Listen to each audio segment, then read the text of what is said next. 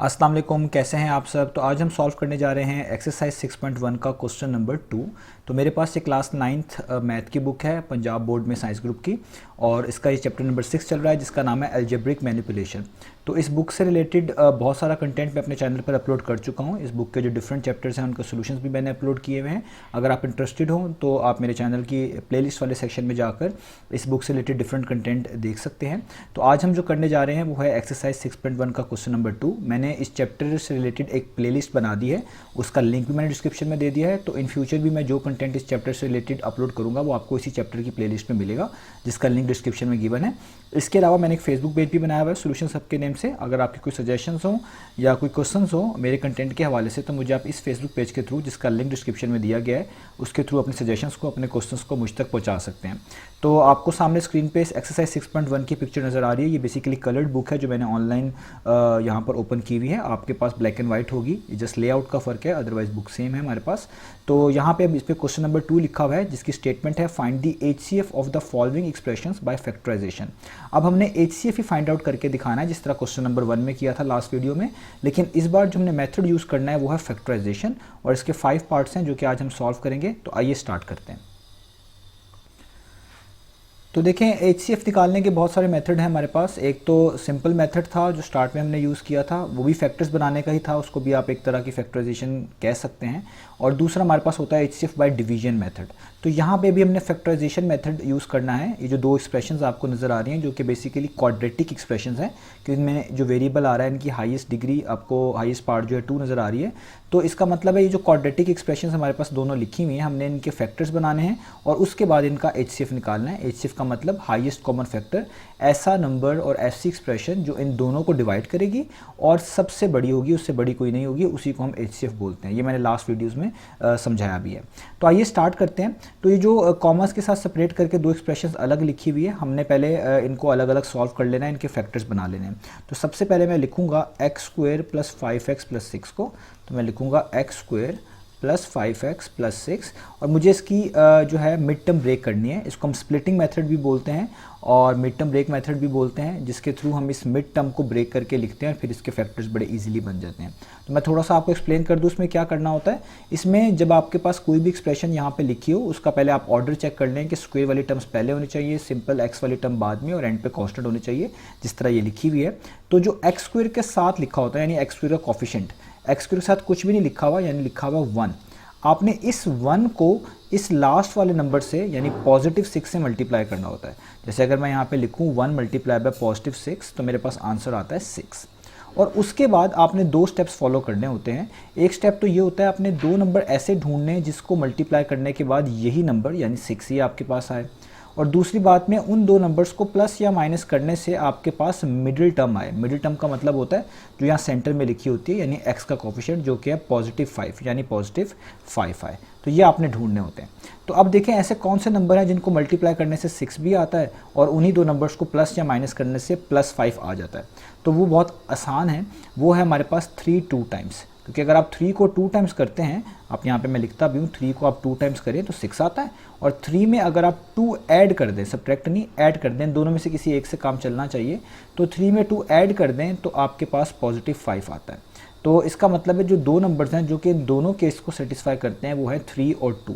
तो आप इसकी आप जो है मिड टर्म ब्रेक कैसे करेंगे, एक्स स्क्वायर वैसे ही लिखेंगे, इसके साथ आप 1 लिख सकते हैं, वो भी ठीक है, ना लिखें तो भी ठीक है।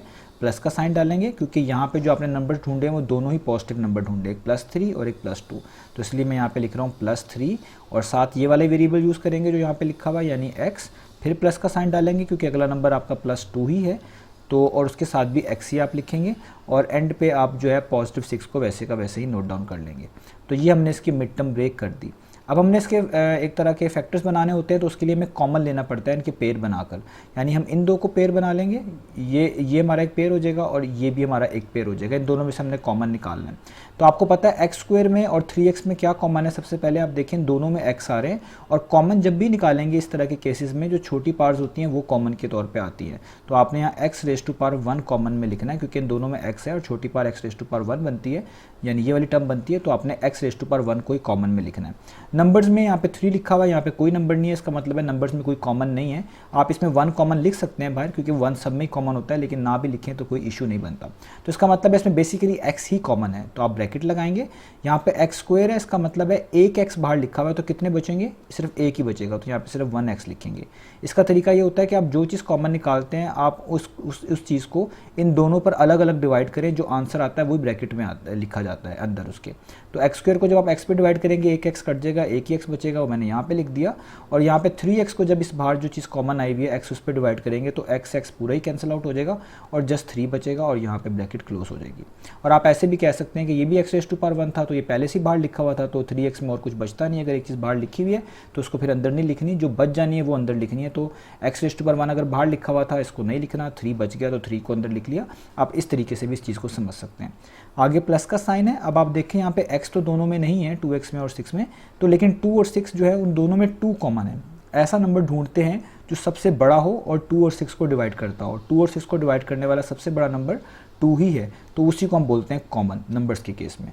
तो आगे आप ब्रैकेट्स डालेंगे क्योंकि और कोई चीज़ कॉमन नहीं है। अब देखें 2x को 2 पे डिवाइड करेंगे तो 2 टाइम्स तो कट जाएगा, यानी 2 1 टाइम्स 2 होता है, तो आप यहाँ पे लिख सकते हो 1x, या आप इस तरह भी समझ सकते हैं कि 2 से कैंसिल आउट, जस्ट x बचेगा, तो आप लिखेंगे x। अब यहाँ पे देखिए 6 है, इसको आप दोनों तरीके से समझ सकते हैं, या तो आप 6 को 2 पे डिवाइड कर दें, 2 3 टाइम्स 6 होता है, यहाँ पे 3 लिख दें, या जस्ट डायरेक्ट ही 2 का टेबल पढ़े और देखें 6 कितने टाइम्स आता है, तो 3 टाइम्स आता है, तो आप यहाँ पे लिखेंगे 3 और ब्रैकेट क्लोज कर दें। तो इस तरीके से हम नंबर्स के केस में कॉमन लेते हैं, और ये जो लेटर्स आ रहे होते हैं, वेरिएबल्स आ रहे होते हैं, इनके केस में इस तरह कॉमन निकालते हैं।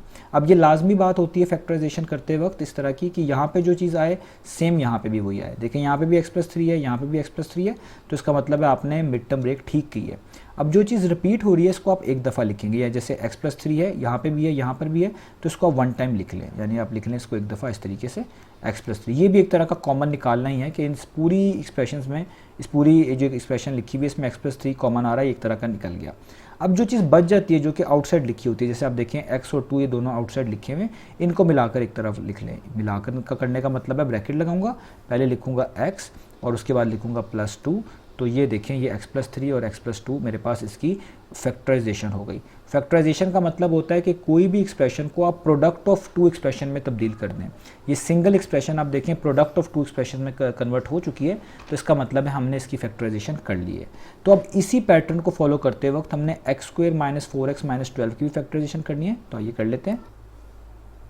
तो सेम प्रोसेस हम यूज़ करने जा रहे हैं। फिर दोबारा हमें देखना पड़ेगा कि इनका ऑर्डर ठीक है, यानी स्क्वायर वाली टर्म्स पहले हैं, एक्स वाली टर्म बाद में और एंड पे कांस्टेंट है, तो इसका मतलब पहला स्टेप क्लियर है। दूसरा स्टेप में क्या करना पड़ेगा, एक्स स्क्वायर के साथ क्या लिखा हुआ है वो चेक करना है। इधर भी एक्स स्क्वायर के साथ कुछ नहीं है तो आप खुद से 1 प्लेस कर सकते हैं, तो इसका मतलब है एक्स स्क्वायर का कॉफिशिएंट 1 है।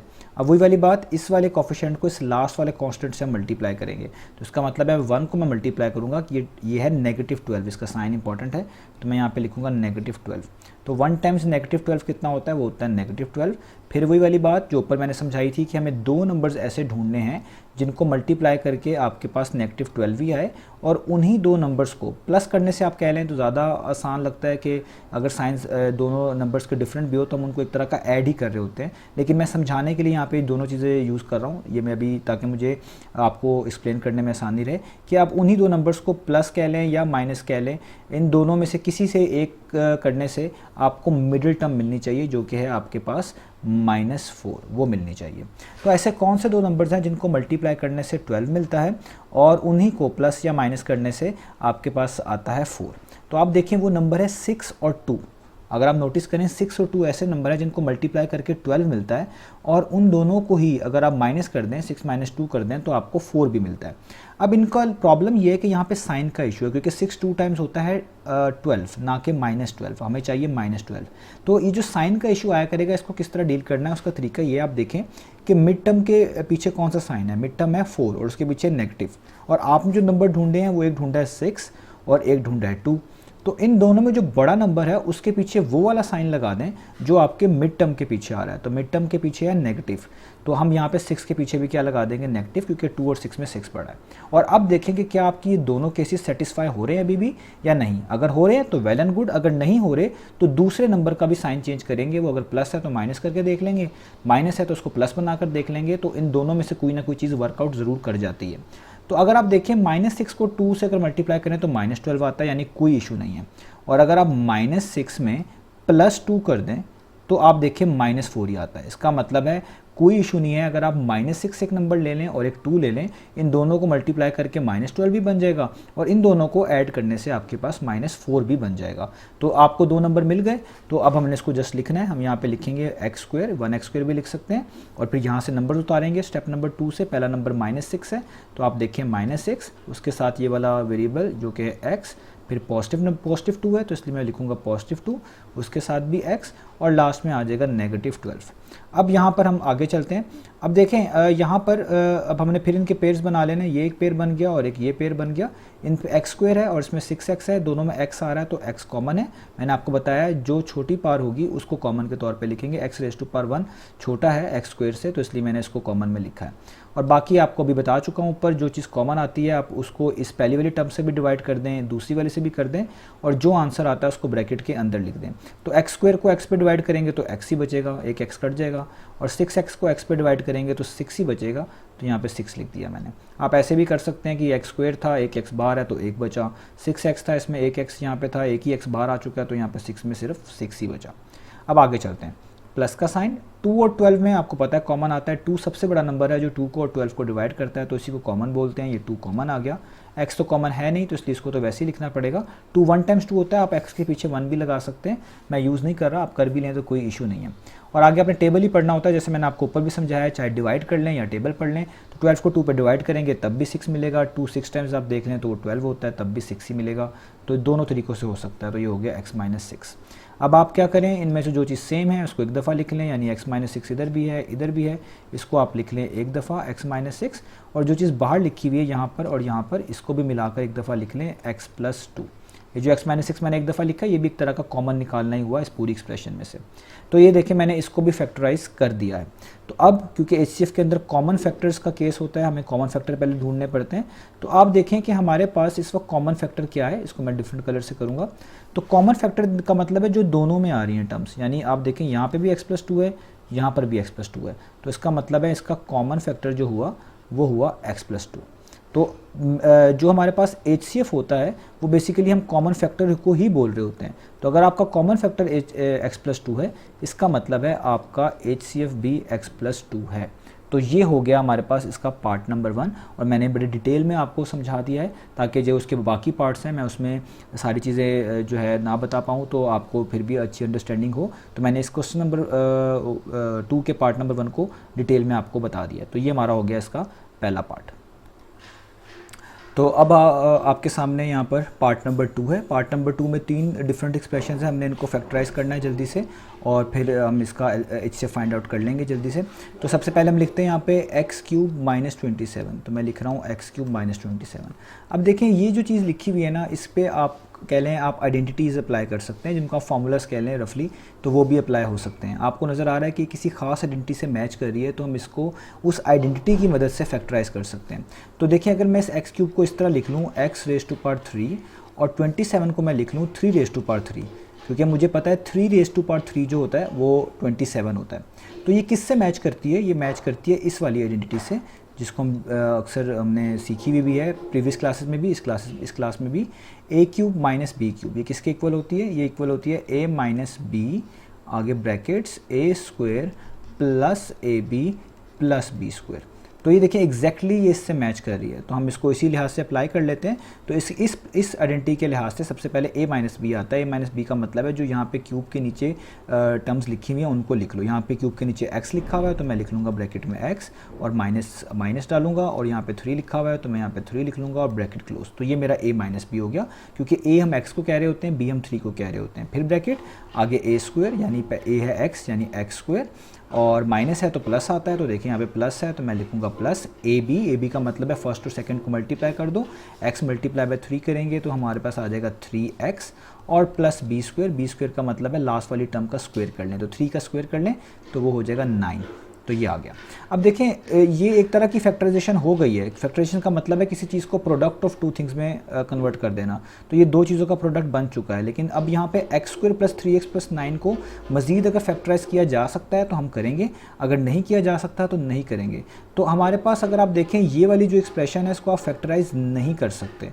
उसकी रीज़न क्या है कि जिस तरह मैंने अभी लास्ट में समझाया, एक्स स्क्वायर के साथ कुछ नहीं लिखा हुआ, यानी 1 कंसीडर करें अगर, तो 1 को लास्ट वाले नंबर से मल्टीप्लाई करना होता है। तो 1 9 टाइम्स होता है 9। तो कोई भी ऐसा नंबर नहीं है जिसको मल्टीप्लाई करके 9 आए और प्लस या माइनस करने से 3 आए। तो इसका मतलब है इसकी मिड टर्म ब्रेक नहीं हो सकती, हम इसकी इस तरीके से फैक्टराइजेशन नहीं करने वाले। तो यहाँ तक हमारे लिए ये इसकी पहली एक्सप्रेशन की फैक्टराइजेशन ख़त्म हो गई। अब चलते हैं इस पे x square plus 6x minus 27 पे। तो मैं यहाँ पे लिख लेता हूँ x square plus 6x minus 27। तो अब यहाँ पे हमने फिर जिस तरह भी मैंने पार्ट नंबर 1 में आपको फैक्टराइजेशन सिखाई है by mid term break method, तो यहाँ पे वही करना है। तो आप देखिए यहाँ पे ऑर्डर बिल्कुल ठीक है, स्क्वायर वाली टर्म पहले हैं, एक्स वाली टर्म बीच में है, कांस्टेंट एंड पे है। एक्स स्क्वायर के साथ कुछ नहीं लिखा हुआ यानी 1 कंसीडर करेंगे, 1 को लास्ट वाले नंबर से मल्टीप्लाई करेंगे यानी 1 टाइम्स नेगेटिव 27। और आपको पता है 1 टाइम्स नेगेटिव 27 क्या होता है, वो होता है नेगेटिव 27। अब फिर 2 स्टेप्स पूरे करेंगे यानी 2 नंबर्स ऐसे ढूंढेंगे जिनको मल्टीप्लाई करके यही नंबर यानी माइनस 27 मिलता हो, और उन्हीं 2 नंबर्स को प्लस या माइनस कर लेने से, या यूजुअली आप कहते हैं प्लस कर लेने से, मैं दोनों इसलिए बोलता हूँ ताकि समझाना आसान रहे। तो प्लस या माइनस कर लेने से मिड टर्म मिले जो कि है पॉजिटिव 6। तो मैं यहाँ पे लिख देता हूँ पॉजिटिव 6। अब ऐसे कौन से नंबर है जिनको मल्टीप्लाई करने से आपके पास 27 भी आता है और उनको सॉल्व करने से प्लस या माइनस करने से मिड टर्म 6 भी आती है? तो वो है 9 3 टाइम्स। 9 3 टाइम्स 27 भी होता है, और 9 में से अगर आप 3 माइनस कर देंगे तो 6 भी होता है। अब प्रॉब्लम रह गया जस्ट साइन का, क्योंकि हमें नेगेटिव 27 चाहिए, पॉजिटिव 27 नहीं चाहिए। तो हम क्या करेंगे, पहले मैं यहाँ पे नंबर लिख लेता हूँ 9 और 3, जिस तरह मैंने आपको पिछले पार्ट में सारी चीज़ डिटेल से समझाई है कि साइन एडजस्ट किस तरह करते हैं। आप देखिए मिड टर्म के पीछे कौन सा साइन है, तो मिड टर्म के पीछे है पॉजिटिव साइन, 6 के पीछे पॉजिटिव। तो जो दो नंबर्स आपने चूज़ किए हुए हैं उनमें जो बड़ा नंबर है उसके पीछे वही साइन लगा दें। तो 9 के पीछे मैंने लगा दिया वही साइन यानी पॉजिटिव। और देखें क्या अब आपकी ये वाला स्टेप फुलफिल हो रहा है। तो आप अभी भी देखें प्लस लगाने से 9 3 टाइम्स पॉजिटिव 27 ही बनता है, नेगेटिव 27 नहीं बनता। अगर आपका ये स्टेप करने से भी ना बने तो आप जो दूसरा नंबर होगा उसका साइन चेंज कर दें। जैसे ये 3 है ना, ये पॉजिटिव है तो आप इसको कर दें नेगेटिव। अब आप देखें 9 को नेगेटिव 3 से करें तो प्लस माइनस क्या होता है, माइनस, और 9 3 टाइम्स क्या बन जाता है, 27 यानी बन गया। और इसी नंबर को अगर आप यूज़ करके देखें, यहाँ पे लिखें 9 और माइनस करें, 9 प्लस करें उसमें -3, तो आपके पास 6 ही आता है। मैं इसको अलग से भी लिख देता हूँ यहाँ पे कि अगर आप 9 को मल्टीप्लाई कराएं -3 से तो आपकी पहला वाला स्टेप फुलफिल हो जाता है यानी -27 हो जाता है। और इसी 9 में, पॉजिटिव 9 में अगर आप प्लस करवा दें -3, क्योंकि आपने दूसरा नंबर -3 चूज़ किया हुआ है, तो ये आपके पास हो जाता है 9 प्लस माइनस माइनस 9 - 3 कितना आ जाता है, 6। ठीक है, तो जब आप इसको सॉल्व कर लेंगे, आप इसको ऐसे भी कह सकते हैं कि आप सबट्रैक्ट करवा रहे हैं, और आप इसको ऐसे भी कह सकते हैं अगर आप इस स्टेप से देखें आप इनको ऐड करवा रहे हैं। जस्ट कहने का फ़र्क है, अदरवाइज सॉल्व करने से वही चीज़ मिलती है। तो इसका मतलब है 2 नंबर्स, एक है 9 और एक है -3। तो इनको लिख लेते हैं जल्दी से। लिखेंगे एक्स स्क्वायर, पहली वाली टर्म वैसे ही, आगे पॉजिटिव 9, उसके साथ ये वाला वेरिएबल x, और एंड पे अगला नंबर -3 है तो आप -3 लिखेंगे, उसके साथ भी ये वेरिएबल x, और ये -27 वैसे का वैसे ही। अब आपने फर्स्ट 2 जो टर्म्स हैं इसमें से कॉमन निकालना है। मैं जल्दी जल्दी बता रहा हूँ। एक्स स्क्वायर और x में छोटी पार कॉमन आती है तो x कॉमन आएगी। एक्स स्क्वायर से एक x बाहर आ चुका है तो यहाँ पे जस्ट एक ही x बचेगा। 9x में से x बाहर मौजूद है तो यहाँ पे जस्ट 9 बचेगा। आप इनको डिवाइड करके भी निकाल सकते हैं, जैसे मैंने पार्ट नंबर 1 में बता दिया है। यहाँ पे माइनस का साइन, 3 और 27 को डिवाइड करने वाला सबसे बड़ा नंबर 3 है, तो इसका मतलब है 3 को कॉमन होना चाहिए। ब्रैकेट डालेंगे, 3 1 टाइम्स 3 होता है, आप यहाँ पे 1 लिख लें, गुड है, ना लिखें तो भी ठीक है। तो x तो बचेगा ही क्योंकि x तो बाहर कॉमन आया नहीं हुआ। बाहर क्योंकि माइनस का साइन है तो उधर साइन लाजमी चेंज होगा, ये माइनस माइनस क्या हो जाएगा, प्लस, और 3 9 टाइम्स 27 होता है तो यहाँ पे आ जाएगा 9, इसको कहते हैं कॉमन लेना। तो जो 2 चीज़ें रिपीट हो रही हैं वो x + 9 है, जिस तरह मैंने पहले बताया, इसको आप 1 टाइम लिख लेंगे, और इसके अलावा जो चीज़ बची है यानी x और ये -3, इनको भी ब्रैकेट में इस तरीके से लिख लेंगे। तो ये हमारी फैक्टराइजेशन हो गई x square plus 6x minus 27 की। अब लास्ट वाला बचा है उसको हम लिख लेते हैं, वो है 2x स्क्वायर माइनस 18। अब देखें इसको अगर आप नोटिस करें इनमें पहले से ही कॉमन है, आपने देख लेना है किसी चीज़ में कोई पहले से ही कॉमन ना हो। तो आप देखें 2 और 18 में 2 कॉमन होता है, तो आप 2 कॉमन निकाल लें, तो यहाँ बचेगा 2 1 टाइम्स 2, एक्स स्क्वायर के पीछे 1 लिख सकते हैं, मैंने नहीं लिखा वो ऑब्वियस है, माइनस 2 9 टाइम्स 18, तो यहाँ पे आ जाएगा 9, और अब आप नोटिस करें ये भी एक आइडेंटिटी बन रही है जो कि बड़ी फेमस आइडेंटिटी है, आपने यूज़ भी की होगी और हम वही यहाँ पर यूज़ करेंगे। वो कौन सी है? वो है A square minus B square वाली। आपने ये चीज़ आइडेंटिटी पढ़ी हुई है कि A square minus B square equal होता है ए प्लस बी के और ए माइनस बी के। तो हम देखें इस एक्स स्क्वायर माइनस 9 को ऐसे लिख सकते हैं, एक्स स्क्वायर 9 को लिखा जा सकता है 3 का स्क्वायर। और जब आप इसको इस तरह लिख लेंगे तो आप देखें ये बिल्कुल इस वाली साइड से मैच कर रही है, तो इसको हम लिख सकते हैं ए प्लस बी और ए माइनस बी। ए होता है स्क्वायर के नीचे एक्स, बी है इधर स्क्वायर के नीचे 3। तो आप इसको लिखेंगे एक बार ए प्लस बी यानी एक्स प्लस 3 और एक बार लिखेंगे एक्स माइनस 3। तो अब बात कर लेते हैं कॉमन फैक्टर की। तीनों की हमने फैक्टराइजेशन कर लिया, तो तीनों में कॉमन क्या हमारे पास बेसिकली आ रहा है?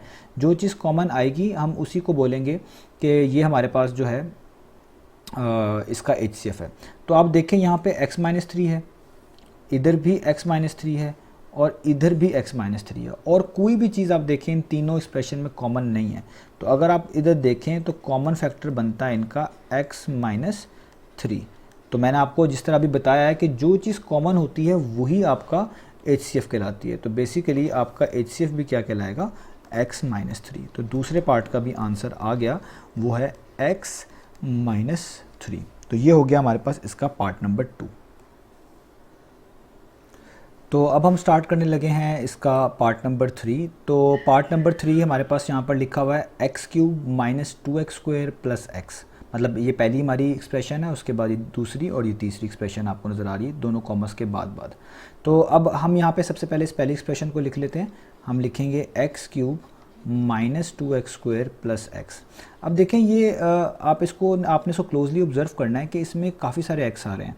तो जब भी कोई एक्सप्रेशन लिखी है और उसमें कुछ चीज़ कॉमन नज़र आ रही हो तो पहले आपने कॉमन निकालना है। तो आप देखें यहाँ पे x रेज़ टू पावर 3 है, यहाँ पे x रेज़ टू पावर 2 है और यहाँ पे x रेज़ टू पावर 1 है। तो तीनों में x हैं। तो मैंने आपको कॉमन निकालने के लिए बताया हुआ है कि वेरिएबल्स के केस में, लेटर्स के केस में, आप कह लें अल्फ़ाबेट्स के केस में, तो जो छोटी पावर होती है वो कॉमन होती है। तो जो x रेज़ टू पावर 1 है, ये इसमें 1 पार्ट छोटी है, तो ये वाली टर्म यानी x रेज़ टू पावर 1, इसको हम कॉमन के तौर पे पहले निकाल लेंगे। आगे ब्रैकेट डालेंगे, x क्यूब में से एक x बाहर आ चुका है तो यहाँ पे सिर्फ 2 बचेंगे यानी x स्क्वायर बचेगा। 2 तो वैसे का वैसे ही आएगा और x स्क्वायर में से एक x बाहर मौजूद है तो यहाँ पे एक ही x बचेगा, और ये एक ही x था यही बाहर मौजूद है तो यहाँ पे कुछ भी नहीं बचेगा। तो कुछ भी ना बचने का मतलब है यहाँ पे जस्ट बचेगा 1। अब एक बात याद रखिएगा, ये जो मैंने चीज़ आपको अंदर समझाई है आप इसको डिवाइड करके भी कर सकते हैं। आप इस x को बारी बारी इन तीनों टर्म्स के साथ डिवाइड करें, जो बचेगा वही आंसर आपको यहाँ पर नज़र आ रहे होंगे। इसी को हम कॉमन निकालना बोलते हैं। अब जो चीज़ बची है, क्या इसकी मज़ीद फैक्टराइजेशन हो सकती है? तो बिल्कुल हो सकती है। इनफैक्ट ये एक फार्मूला ही लिखा हुआ है। अगर मैं इसको ऐसे लिख दूँ, यानी ये लिखा हुआ है बेसिकली, अगर मैं इसको ऐसे लिखूँ, ये है बेसिकली एक्स स्क्वायर। इस 1 को मैं ऐसे लिख लेता हूँ 1 का स्क्वायर, क्योंकि इससे कोई फ़र्क नहीं पड़ता, और ये माइनस है 2, और आगे मैं a और b बनाना चाह रहा हूँ, ये भी आपको समझाऊंगा। मैं इस वाले x को लिखता हूँ और इस वाले 1 को लिखता हूँ जो एंड पे लिखा हुआ है, और यहाँ पे ब्रैकेट क्लोज कर देता हूँ। ये असल में मैंने क्या करना चाहा है बेसिकली है इस तरीके से कि आपने एक फार्मूला पढ़ा हुआ है a minus b whole square, ठीक है, और यहाँ पे 3 डॉट्स हैं। तो a minus b whole square का मतलब होता है a square minus 2ab plus b square. तो इसका मतलब है अगर कोई चीज़ इस तरह की बन सकती है तो आप उसको फैक्टराइज कर सकते हैं इस तरह की फॉर्म में लाके, यानी इस तरह की फॉर्म में उसको आप बना सकते हैं। तो आप देखिए मेरे पास जो एक्स स्क्वायर था मैंने उसको ऐसे लिख लिया, 1 को मैंने ऐसे लिख लिया, और ये मैंने बीच में खुद से 2ab बनाना चाहा है। a मैंने इस पहले वाले x को कहा है, b मैंने इस लास्ट वाले 1 को कहा है। तो देखें 2ab, तो ये एग्जैक्टली देखें इस जैसा ही दिख रहा है। तो इसका मतलब है ये पूरी चीज़ किसके इक्वल आ जाएगी सॉल्व होने के बाद? ये वाला x तो वैसे ही आएगा, और ये पूरी की पूरी चीज़ बनेगी a minus b whole square. a का मतलब फर्स्ट वाली टर्म यानी x, माइनस b का मतलब ये 1 जिसको मैंने b कहा था, और इसका स्क्वायर। तो ये इसकी हो गई फैक्टराइजेशन। अब चलते हैं अगली एक्सप्रेशन के ऊपर जो कि है x square plus 2x minus 3, और यहाँ पे वही फैक्टराइजेशन ही लगानी है जो मैंने अभी आपको डिटेल से समझाता आ रहा हूँ। पार्ट नंबर 1 में भी समझाई, पार्ट नंबर 2 में भी समझाई। अब मैं चीज़ों को जल्दी से करूँगा। तो यहाँ पे x के साथ 1 है, उसको एंड वाले नंबर से मल्टीप्लाई करें। 1 टाइम्स माइनस 3 कितना होता है? वो होता है माइनस 3। यानी आपने एक ऐसा नंबर ढूंढना है जिसको मल्टीप्लाई करके माइनस 3 आए और उसको ऐड या सब्ट्रैक्ट करके मिडिल टर्म मिल जाए यानी प्लस 2 मिल जाए। तो ऐसा नंबर कौन सा है? वो है माइनस 3 और 1, क्योंकि आप माइनस 3 को 1 से मल्टीप्लाई करें तो आपको माइनस 3 ही मिलता है, और अब माइनस 3 में अगर आप 1 ऐड कर दें तो प्लस माइनस माइनस होता है, 3 माइनस 1 2, और साइन बड़ी वैल्यू का यानी माइनस 2 मिलता है। तो ये आता है यहाँ पे प्लस 2। अब देखें यहाँ पे एक इशू है, ये अच्छा है, मैंने यहाँ पे सॉल्व कर लिया। देखिए हमारे पास -2 आ रहा है, जबकि हमें चाहिए मिड टर्म के अंदर +2। इसका मतलब है साइन के कहीं इशू है, तो हम इस साइन को चेंज करेंगे, एडजस्ट करेंगे। तो मैंने आपको साइन की एडजस्टमेंट बताई है कि आप जो भी दो नंबर्स ढूंढते हैं उसमें बस एक चीज़ का ख्याल रखिएगा कि जो बड़ा नंबर है उसके पीछे वो वाला साइन होना चाहिए जो यहाँ पे मिड टर्म के पीछे है। तो आप देखें यहाँ पे मिड टर्म 2 है, उसके पीछे प्लस का साइन है, तो आपको भी प्लस का ही साइन लगाना है। तो मैं यहाँ पे इसको इरेज करता हूँ, यहाँ पे इस वाले साइन को भी, इस वाले साइन को भी, समझाने के लिहाज से। तो मैं क्या करने लगा हूँ कि यहाँ पे 2 के पीछे प्लस का साइन है ना, तो 3 और 1 में बड़ा नंबर कौन सा है 3, तो मैं 3 के पीछे लगा लूँगा प्लस का साइन। अब देखूँगा क्या मेरा काम चल गया या नहीं। तो आप देखें यहाँ पे 3 है और यहाँ पे 1 है, और अभी भी 3 1 टाइम्स 3 बनता है, -3 नहीं बनता। तो जब ऐसा हो तो फिर दूसरे नंबर के साइन चेंज करें। तो इस 1 को अगर मैं -1 बना दूँ तो अब चीज़ें ठीक हो जाती हैं। 3 टाइम्स -1 -3 ही होता है। और अगर आप 3 में, यहाँ पे भी मैं इसको एडजस्ट कर लेता हूँ, 3 में अगर आप ऐड कर दें -1 तो आपके पास +2 आता है। यानी अब सब चीज़ें ठीक हो गई हैं। 3 को -1 से मल्टीप्लाई करके -3 भी मिल रहा है, 3 में -1 को ऐड करके मिडिल टर्म +2 भी मिल रही है। यानी जो अच्छे नंबर्स हैं, जो गुड नंबर्स हमारे लिए होंगे, वो 3 और -1 है। तो आइए इसको लिख लेते हैं। हम लिखेंगे x², यहाँ से लिखेंगे दो नंबर, एक 3 है, +3 तो +3x, दूसरा -1 तो -1 साथ x ही आएगा, और 3 साथ वैसे ही आएगा। अब पेयर कर लेते हैं। तो अब यहाँ पर आप देखें x² और 3x में x⁻1 जो छोटी पावर होती है वो वाली टर्म कॉमन में लिखते हैं जहाँ पे, तो x⁻1 कॉमन आ जाएगा। x² में से एक x बाहर है तो इधर एक x ही बचेगा। 3x में से x तो बाहर कॉमन आ चुका है, पूरा का पूरा मौजूद है, तो इधर सिर्फ 3 बचेगा, यहाँ पे माइनस। अब आप देखें इधर 1 और 3 है, और 1 के साथ कोई और नंबर आ रहा हो तो उसमें कुछ कॉमन नहीं होता है सिवाय 1 के, तो यहाँ पे आएगा 1 कॉमन, ब्रैकेट लगाएंगे, x वैसे, और ये जो बाहर माइनस है इस वाले माइनस को क्या कर देगा प्लस, तो माइनस माइनस प्लस, तो ये हो जाएगा x+3। तो इसका मतलब है हमारे पास जो चीज़ आ गई है फैक्टराइज करने के बाद, तो इनमें जो हमारे पास यहाँ पे बचा हुआ है दोनों में x+3, तो हम यहाँ पे लिखेंगे x+3, और जो कॉमन आ रहा होता है यानी जो सेम होते हैं उसको एक दफ़ा लिख लेते हैं, और जो टर्म्स बाहर लिखी हुई हैं इनको भी ब्रैकेट में डाल के x-1 एक तरफ लिख लेंगे इस तरीके से।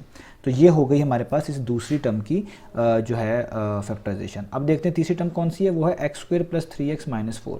तो अब इसको कर लेते हैं x² + 3x - 4 को, तो हम यहाँ पे लिखेंगे x² + 3x - 4।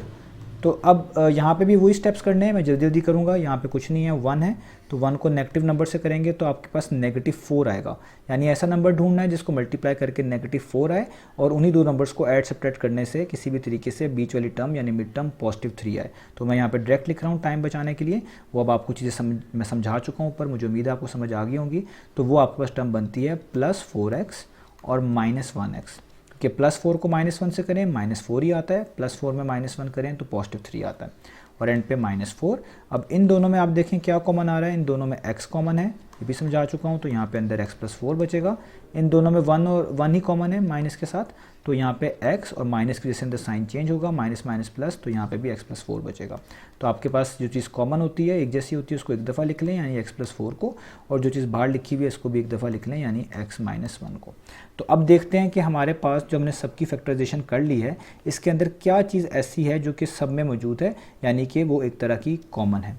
तो हम चलते हैं ऊपर की तरफ, तो यहाँ पे x+4 है, ऊपर x+3 और x-1 है, तो देखें इधर भी x-1 है, इधर भी x-1 है, इन दोनों में तो यही कॉमन है। और ऊपर आप जाएं तो इधर x-1 का स्क्वायर है। अब देखिए यहाँ पे थोड़ी सी डिफ़िकल्टी है कि जो चीज़ कॉमन आ रही है उसमें से एक चीज़ की डिफरेंट पावर है, बाकी चीज़ की डिफरेंट पावर है। तो मैं जिस तरह अभी आपको यहाँ पे कॉमन में समझा चुका हूँ, अभी पिछले क्वेश्चन में भी समझा चुका हूँ कि अगर HCF में कोई चीज़ कॉमन हो लेकिन उनकी पार्ट्स का फ़र्क हो तो किस तरह कॉमन निकालते हैं, आपने देखना है वो जो तीनों चीज़ें कॉमन हैं उसमें सबसे छोटी पावर किसकी है, तो जिस एक्सप्रेशन की या जिस टर्म की सबसे छोटी पावर होगी वही हम कॉमन में लिखेंगे। तो यहाँ पे सबसे छोटी पावर इन लास्ट 2 एक्सप्रेशंस की है, क्योंकि इस पर भी कोई पावर नहीं लिखी हुई यानी 1 है, इस पर भी कोई पावर नहीं लिखी हुई यानी 1 है, तो सबसे छोटी पावर बनी इस वाली एक्सप्रेशन की यानी x-1 बनी।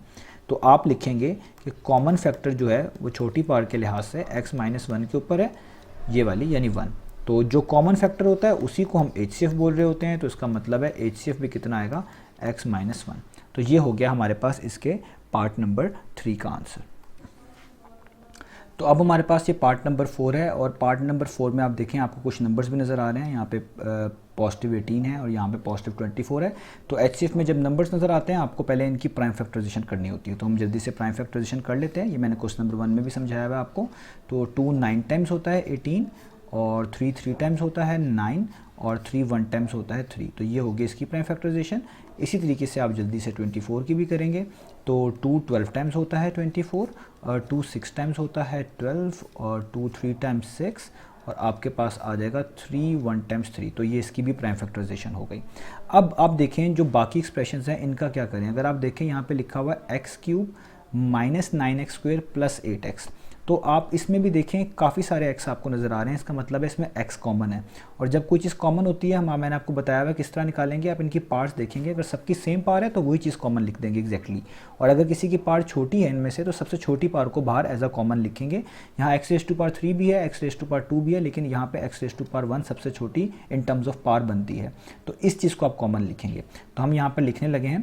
पहले मैं यहाँ पे लिखूँगा इस चीज़ को 18, ये पूरी जो टर्म मुझे गिवन है x cube minus 9x square plus 8x। तो 18 को मैं प्राइम फैक्टराइजेशन की फॉर्म में लिखूंगा। 18 की प्राइम फैक्टराइजेशन है 2 टाइम्स 3 टाइम्स 3 यानी प्रोडक्ट की फॉर्म में 2 टाइम्स 3 टाइम्स 3। और यहाँ पे अब आप देखें तो हम यहाँ पे जो है एक्स क्यूब जो है और 9x स्क्वेयर और 8x में से x को कॉमन निकाल रहे हैं। तो x तो क्या आ जाएगा कॉमन, ठीक है। ये बेसिकली सब चीज़ें मल्टीप्लाई हो रही हैं। x आपके पास आ जाएगा कॉमन और यहाँ पे बचेगा जस्ट एक्स क्यूब में से एक एक्स बाहर लिखेंगे तो अंदर बचेगा एक्स स्क्वेयर। 9x स्क्वेयर है, इसमें से एक्स स्क्वेयर में से एक एक्स बाहर है तो यहाँ पे जस्ट बचेगा 9x यानी एक एक्स बच जाएगा, एक्स रेज़ टू पावर 1 बच जाएगा प्लस का साइन। और 8x में से 8 तो कॉमन नहीं है तो 8 तो वैसे ही लिखें और यही x सेम बाहर मौजूद है तो यहाँ पे कुछ भी नहीं बचेगा यानी जस्ट यहाँ पे ब्रैकेट कर देंगे क्लोज। तो ये मैंने आपको अभी पिछले जो है क्वेश्चन में सब चीज़ें डिटेल से समझा दी हैं कॉमन किस तरह लेते हैं और ये भी बता दिया कि जो कॉमन ले रहे होते हैं इसको आप इन सब पे डिवाइड करते जाएं, जो जो आंसर आता है वो यहाँ पर लिखते जाएं। तो ये भी तरीका ठीक होता है। अब आप देखें इसको हम क्या कर सकते हैं। तो ये लिखा हुआ है 2 टाइम्स 3 टाइम्स 3, ठीक है। आगे मैं ये ब्रैकेट्स डाल रहा हूँ और ये भी सारा मल्टीप्लिकेशन ही है बेसिकली। तो यहाँ पे x और यहाँ पे अब देखें आपको मिड टर्म ब्रेक करनी पड़ेगी जिस तरह मैंने अभी पिछले डिटेल से अपने जो स्टार्ट वाले इसके पार्ट्स थे उसमें समझा दी हुई है।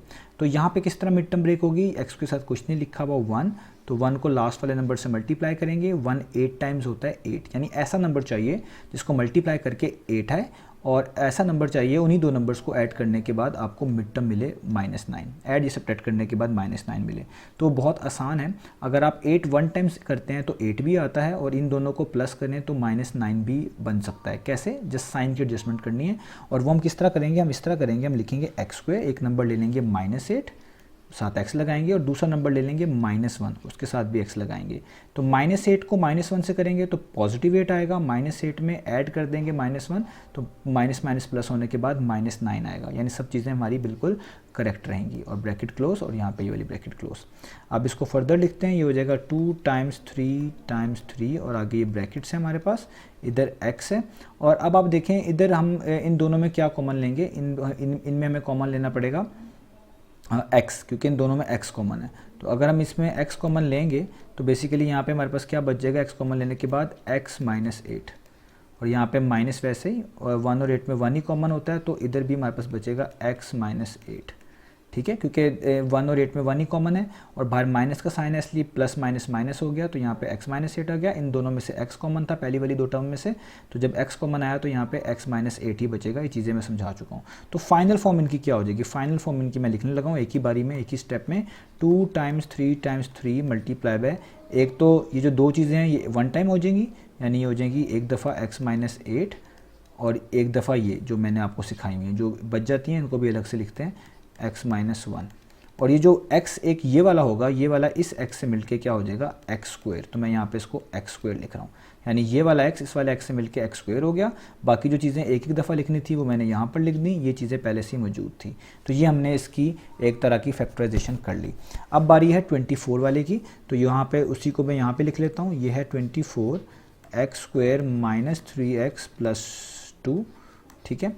तो मैं सबसे पहले 24 को वैसे नोट डाउन कर रहा हूँ ताकि पहले ये सॉल्व कर लूँ, उसके बाद 24 की फैक्टराइजेशन मैंने यहाँ पर करी हुई है वो लिख लूँगा ताकि चीज़ें ज़्यादा लिखनी ना पड़े। तो यहाँ पे भी आपको मिड टर्म ब्रेक करनी पड़ेगी। x के साथ 1 है, 1 को पॉजिटिव 2 से मल्टीप्लाई करें तो 2 आता है, यानी ऐसा नंबर ढूंढना है जिसको मल्टीप्लाई करके 2 आए और उन्हीं दो नंबर्स को ऐड या सब्ट्रैक्ट करने से मिड टर्म -3 मिले। इस तरह की हम पहले कर भी चुके हैं, बहुत आसान है। तो यहाँ पर हमें करना पड़ेगा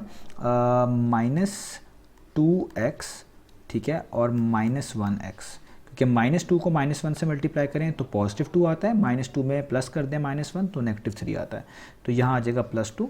ये मैंने मिड टर्म ब्रेक अभी पहले और दूसरे पार्ट में समझा दिया। अगर किसी स्टूडेंट को कोई इशू हो तो वो उसका पहला और दूसरा पार्ट देख सकता है, वो मैंने वहाँ पे चीज़ें डिटेल से समझा दी हैं तो और अच्छे समझ आ जाएंगी।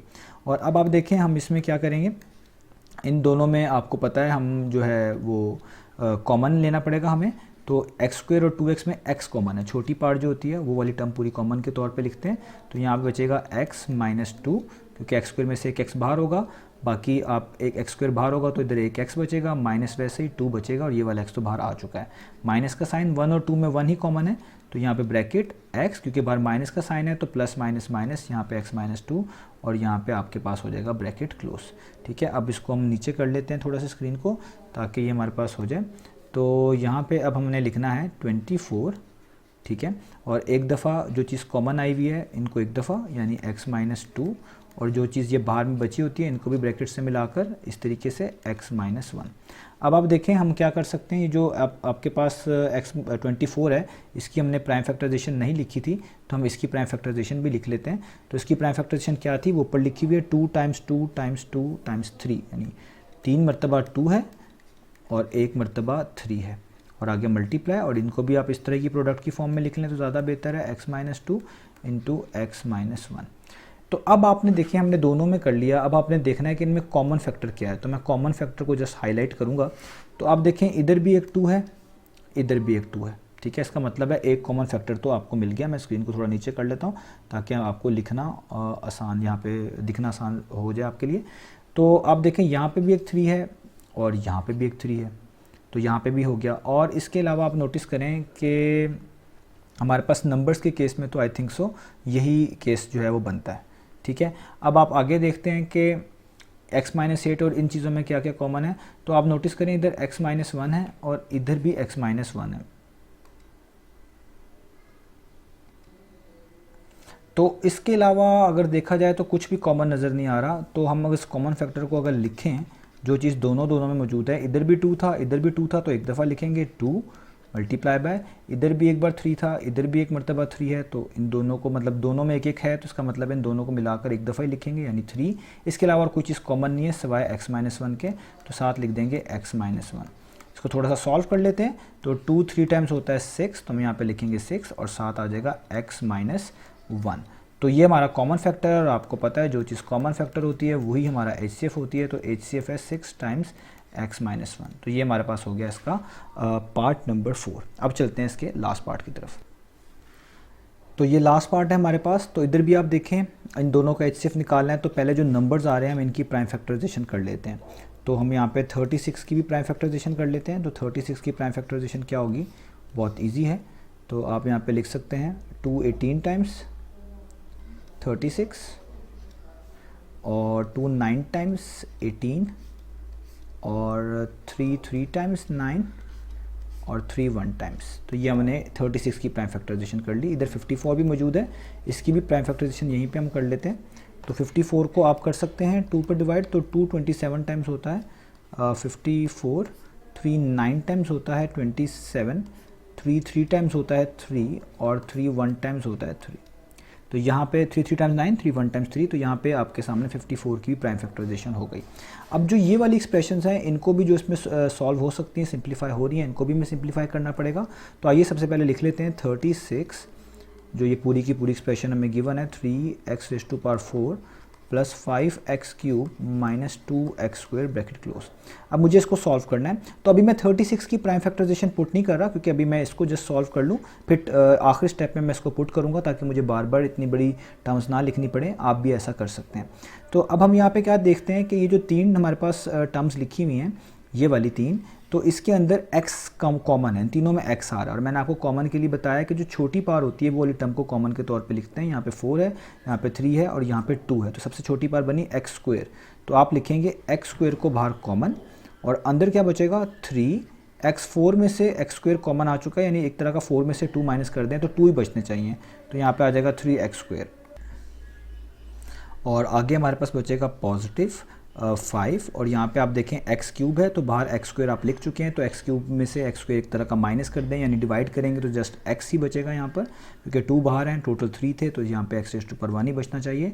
माइनस यहाँ पे 2x स्क्वायर है, 2 तो लिखना पड़ेगा, x स्क्वायर ही था और x स्क्वायर बाहर है यानी मुकम्मल ही x स्क्वायर बाहर मौजूद है, तो यहाँ पे 2 के साथ और कोई चीज़ लिखने की ज़रूरत नहीं है और ब्रैकेट हो जाएगी क्लोज। इसको हम कहते हैं कॉमन लेना, ठीक है। तो आपको मैंने ऊपर समझा दिया है, कॉमन लेने का मतलब यही होता है कि जो चीज़ आप यहाँ पे लिख रहे हैं इसको हर टर्म से डिवाइड करें, जो आंसर आता है वो नीचे अंदर ब्रैकेट्स के आप लिखते जाएं। अब हम आगे चलते हैं, इसकी अभी भी प्राइम फैक्टराइजेशन हो सकती है, अगर हो सकती है तो हम इसको आगे करेंगे। तो इधर देखें x के साथ 3 है और एंड पे है -2, तो आप पहले 3 को और -2 को मल्टीप्लाई कर लें, तो 3 - 2 होता है -6, यानी ऐसे दो नंबर्स ढूंढने हैं जिनको मल्टीप्लाई करके यही नंबर यानी -6 मिले और उन्हीं दो नंबर्स को ऐड या सब्ट्रैक्ट कर लेने से मिड टर्म यानी +5 मिले। तो ऐसे कौन से नंबर्स हैं, तो वो आपको पता है 3 और 2 हैं, 3 2 टाइम्स 6 होता है, लेकिन प्रॉब्लम ये हमें -6 चाहिए। तो हम क्या करेंगे, हमें कुछ इस तरीके से करना पड़ेगा कि कुछ ऐसे नंबर्स ढूंढने पड़ेंगे, उनके साथ साइन कुछ इस तरह के एडजस्ट करने पड़ेंगे कि हमारी मिड टर्म वाला प्रॉब्लम भी हल हो जाए। अगर हम 3 और 2 को पिक करते हैं तो 3 - 2 भी 1 बनेगा, 3 + 2 5 बनेगा, लेकिन वो तभी बनेगा जब दोनों में 3 और 2 को दोनों को पॉजिटिव रखना पड़ेगा और जब उसको रखने से -6 आने वाला नहीं है। तो इसका मतलब है वो नंबर 3 और 2 तो नहीं हो सकते। लेकिन अगर आप सोचें एक नंबर बनता है 6 और 1, 6 1 टाइम्स 6 होता है, लेकिन इसको -6 किस तरह बनाएंगे, हाँ उसका तरीका ये होता है कि आप देखें यहाँ पे मिड टर्म के पीछे कौन सा साइन है, यहाँ पे है प्लस, तो इन दोनों में जो बड़ा नंबर होगा उसके पीछे वही वाला साइन लगा दें यानी प्लस ही लगा दें। और देखें क्या अब आपका काम आसान हुआ है, तो आप देखें अभी भी आपका काम आसान नहीं हुआ, क्योंकि 6 टाइम्स 1 अभी भी +6 होगा, -6 नहीं होगा। तो जब ऐसा केस हो जाए, ये वाला एडजस्टमेंट करने के बाद भी ना चीज़ बन रही हो, तो दूसरे नंबर के साइन बदल दें। तो जो 1 था इसका साइन अगर प्लस है माइनस कर दें, माइनस है तो प्लस कर दें, ये प्लस है तो आप इसको माइनस करें। तो अब आप देखें चीज़ें आसान हो चुकी हैं, 6 को -1 टाइम्स करेंगे तो -6 ही आएगा, और 6 में अगर आप ऐड कर दें -1 तो ये +- -6 - 1 5 ही आंसर आएगा। यानी आपको मिड टर्म ब्रेक मिल चुकी है, वो है 3x² + 6x और -1x - 2। अब हम यहाँ पे लिख लेते हैं 36x², और आपको पता है यहाँ पे 3x² और 6 में से 3 और 6 को डिवाइड करने वाला सबसे बड़ा नंबर 3 है, तो 3 कॉमन आएगा। x² और x में से छोटी power x raise to power 1 है, तो ये भी कॉमन आ जाएगी, ब्रैकेट डालेंगे। 3 बाहर आ चुका है, उसको लिखने की ज़रूरत नहीं है, x² में से एक x बाहर आ चुका है तो अंदर एक ही x लिखेंगे। आप इसको डिवाइड करके भी निकाल सकते हैं, इस सारी चीज़ को इस पर डिवाइड करें, जो बचे वही लिख दें। 6x को 3x पे डिवाइड करें, x से कट जाएगा, 3 2 टाइम्स 6 होता है तो 2 आ जाएगा। माइनस, इन दोनों में कुछ भी कॉमन नहीं है सिवाय 1 के, तो 1 लिखना पड़ेगा, x का साइन, माइनस माइनस प्लस, तो यहाँ पे x + 2 हो जाएगा और ब्रैकेट क्लोज। तो अगर आप फाइनलाइज करें इन सारी चीज़ों को, मैं इसको फाइनल फॉर्म में लिखने जा रहा हूँ, तो 36 की आप प्राइम फैक्टराइजेशन लिखें, जो आपने ऊपर ली है वो है 2 टाइम्स 2 है और 2 टाइम्स 3 है, ये आपके सामने यहाँ पर मौजूद है, तो ये हमने इसको यहाँ पे लिख लेनी है। तो 2 टाइम्स 2 है और 2 टाइम्स ही 3 है, तो मैं इसको यहाँ पे नीचे लाकर लिख लेता हूँ जल्दी से। ये आपने 36 की जगह पे लिखनी है, तो मैं इसको यहाँ पर लिख लेता हूँ। तो यहाँ पे हम इसको मेंशन करते हैं, 2 टाइम्स 2 है यानी 2 × 2 है और 3 × 3 है, 2 टाइम्स 3 है, आगे साथ x² है, और उसके साथ आप देखें इन दोनों में ये चीज़ कॉमन है, सेम है, आपको मैंने बताया हुआ, इसको आप एक दफ़ा लिख लें x + 2, और इसके अलावा जो चीज़ बचती है ये और ये भी एक दफ़ा लिख लें यानी 3x - 1। तो आप इनको बगैर मल्टीप्लिकेशन के साइन के भी लिख सकते हैं, लेकिन ये ज़्यादा बेहतर है क्योंकि यहाँ पे नंबर्स भी आ रहे हैं, मैंने उनको प्रोडक्ट फॉर्म में लिखा हुआ है, तो बेहतर यही था कि मैं इनको भी प्रोडक्ट फॉर्म में लिख देता। तो ये आपकी पहली वाली एक्सप्रेशन की अभी जस्ट जो है फैक्टराइजेशन हुई है। अब हम चलते हैं इसकी दूसरी वाली एक्सप्रेशन को, वो जो दूसरे साथ लिखी हुई थी, और उसको भी सॉल्व करेंगे और फिर देखेंगे कि इसके अंदर हमारे पास क्या कॉमन है, और जब हमें ये पता चल जाएगा तो हमारा वहीं पर क्वेश्चन जो है फाइनलाइज हो जाएगा। तो वो था 54 टाइम्स 27x4 - x। अब देखें 54 की तो प्राइम फैक्टराइजेशन आपने की हुई है, वो मैं एंड पे पुट करूँगा। यहाँ पे आप पहले देखें इन दोनों में x कॉमन है, इधर x4 है, इधर x रेज़ टू पावर 1 है, तो छोटी पावर कॉमन है यानी x रेज़ टू पावर 1 वाली टर्म कॉमन है। तो अंदर क्या बचेगा 27x³, 4 में से 1 जा चुके हैं, एक तरह के डिवाइड होने के बाद कैंसिल हो चुके हैं, तो 3 बचेंगे। और ये x रेज़ टू पावर 1 मुकम्मल ही बाहर है, तो कुछ नहीं बचेगा यानी 1 बचेगा, इसको हम कॉमन लेना बोलते हैं। तो यहाँ पे आ जाएगा 54, यहाँ पे हमारे पास आ जाएगा x। और आप देखिए मैं इस चीज़ को ऐसे लिख सकता हूँ, अगर मैं इसको इस तरह लिख लूँ 3x रेज़ टू पावर 3 तो कोई प्रॉब्लम नहीं है, और इसको मैं ऐसे लिख लूँ 1 रेज़ टू पावर 3। तो आप देखें मैं अगर इस सारी चीज़ को, और यहाँ पे मैं इसको ऐसे मैनेज कर लेता हूँ, यहाँ पे कुछ ब्रैकेट्स में बेहतर बना लेता हूँ कि मैं इसको यहाँ पे, ताकि हमारे लिए x जो है थोड़ा बेहतर दिखे 54x, और इसको ऐसे लिख लेता हूँ तो ज़्यादा बेहतर यही है। तो आप देखिए मैंने 27x³ को लिख लिया 3x होल पावर 3, क्योंकि 3 का क्यूब 27 ही होगा, x का क्यूब x³ ही होगा, और 1 को लिख लिया 1 रेज़ टू पावर 3, तो 1 का क्यूब 1 ही होगा। तो ये हमारे पास फार्मूला बनता है a³ माइनस b³, या आप कह लें आइडेंटिटी बनती है। और आपको पता है किसके इक्वल होती है, ये इक्वल होती है a minus b a² plus ab plus b², ये आपको याद होनी चाहिए, चैप्टर नंबर 4 में है ये। तो अब मैं इन सारी चीज़ों को फाइनलाइज फॉर्म में लिखने लगा हूँ। 54 की प्राइम फैक्टराइजेशन मैंने अभी ऊपर आपको करके दिखाई है, वो 2 1 टाइम्स आ रहा था और 3 3 टाइम्स आ रहा था, ठीक है। ये आप अभी ऊपर से इसको कहते हैं बैक करके वीडियो को देख सकते हैं, मैंने 54 के ऊपर प्राइम फैक्टराइजेशन की थी तो वो ये आई थी। साथ आपके साथ ये एक x है, तो ये यहाँ पे लिख दें, और इस पे ये वाला फॉर्मूला लगा दें। इसके मुताबिक a माइनस बी लिखना है, a बोलते हैं 3x को, b बोलेंगे यहाँ पे 1 को, यानी आपको एक बार लिखना है 3x माइनस 1, और साथ आपको ये अप्लाई करते जाना है a² यानी 3x का स्क्वायर, तो 3 का स्क्वायर होता है 9, x का स्क्वायर होता है x², प्लस प्लस का साइन डाल देंगे, ab का मतलब है इन दोनों को मल्टीप्लाई करा दें, 3x को 1 टाइम्स करेंगे तो 3x ही आएगा, और लास्ट में आएगा b² यानी लास्ट वाले नंबर का स्क्वायर, तो लास्ट नंबर 1 है, 1 का स्क्वायर 1 ही होता है। तो यहाँ पे ये इसकी हो गई आपके पास फैक्टराइजेशन। अब हमने क्या करना है, अब हमने देखना है कॉमन क्या है, तो मैं कॉमन को हाईलाइट कर रहा हूँ। तो आप देखिए यहाँ पे भी 2 है और यहाँ पर भी 2 है, तो एक चीज़ तो ये कॉमन हो गई। यहाँ पर भी 3 है आपके पास और यहाँ पर भी एक 3 है, तो एक 3 ये कॉमन हो गया। अब इसके अलावा आप नोटिस करें यहाँ पर भी एक 3 और बन सकता है कॉमन, इधर भी एक 3 है और वो भी बन सकता है कॉमन। तो ये तो आपके पास हो गया 3 का हिसाब। इसके अलावा आप देखें यहाँ पे भी 3x माइनस 1 की टर्म है इस पहली वाली में, और यहाँ पर भी आपके पास 3x माइनस 1 की जो है ना टर्म है। अब आप देखिए हमारे पास क्या क्या चीज़ें बन सकती हैं, ताकि हम उसी को फाइनलाइज करके लिखें, क्योंकि इसके अलावा और कोई भी चीज़ मुझे कॉमन के अंदर तो नज़र नहीं आ रही। तो इसका मतलब है जो कॉमन फैक्टर होगा वो क्या होगा, एक दफ़ा ये 2 यहाँ पर है, ये यहाँ पे दोनों मिलके एक दफ़ा लिखेंगे, एक दफ़ा 3 ये है, एक दफ़ा 3 ये नीचे है, इन दोनों को कॉमन के तौर पे एक दफ़ा लिखेंगे, एक दफ़ा 3 ये है, एक दफ़ा 3 है, ये दोनों को कॉमन के तौर पे एक दफ़ा लिखेंगे। तो देखें ये एक जो x² है ये मैंने हाईलाइट पहले से ही किया हुआ है, ये भी, और इधर एक ये x है ये वाला भी, ये दोनों भी कॉमन है क्योंकि दोनों x ही हैं, बस पार्ट्स का फ़र्क है। तो मैंने आपको बताया हुआ है अगर कोई चीज़ में पार का फ़र्क हो तो जो छोटी पार होती है वो वाली टर्म को हम एज अ कॉमन उठा लेते हैं। तो यहाँ पे x रेज़ टू पावर 1 है, ये x रेज़ टू पावर 2 है, यानी इनमें भी x raise to power 1 common है। तो अगर मैं कॉमन फैक्टर्स यहाँ पे लिखना शुरू करूँ तो कॉमन फैक्टर बनते हैं एक ये 2 और एक ये वाला 2, इन दोनों को मिलाकर एक दफ़ा लिखूँगा, एक ये वाला 3 है और एक ये वाला है, इनको भी मिलाकर एक दफ़ा लिखूँगा, और एक ये वाला 3 है और ये वाला 3 है, इनको भी मिलाकर एक दफ़ा लिखूँगा। और आगे आप देखें एक ये जो x² है और x मैंने आपको बताया मैं छोटी पार्ट जो होती है HCF में वो कॉमन के तौर पे लिखते हैं, तो x रेज़ टू पावर 1 को कॉमन के तौर पे लिखेंगे, और दोनों में 3x माइनस 1 है तो इसलिए हम दोनों में 3x माइनस 1 को भी एक दफ़ा लिखेंगे। तो अगर मैं इसको सॉल्व कर लूँ पहले, तो 2 3 टाइम्स होता है 6, 6 3 टाइम्स होता है 18, तो यहाँ आ जाएगा 18, उसके साथ ये वाला x वैसे का वैसे ही आएगा और 3x माइनस 1 भी वैसे का वैसे ही आएगा। तो जो कॉमन फैक्टर होता है वही आपका HCF कहलाता है। तो इसका मतलब है जो हमारा HCF आ चुका है वो आ चुका है 18x टाइम्स 3x माइनस 1, और यही हमने फाइंड आउट करके दिखाना था। तो ये था हमारे पास एक्सरसाइज 6.1 का क्वेश्चन नंबर 2। तो काफ़ी लंबी वीडियो बन चुकी है, मैंने कोशिश की है कि चीज़ों को मैं डिटेल में एक्सप्लेन करूं, बाकी आप अपने ज़रूरत के मुताबिक चीज़ों को स्किप करके देख सकते हैं। तो इंशाल्लाह नेक्स्ट वीडियो में मिलेंगे बाकी सॉल्यूशंस के साथ।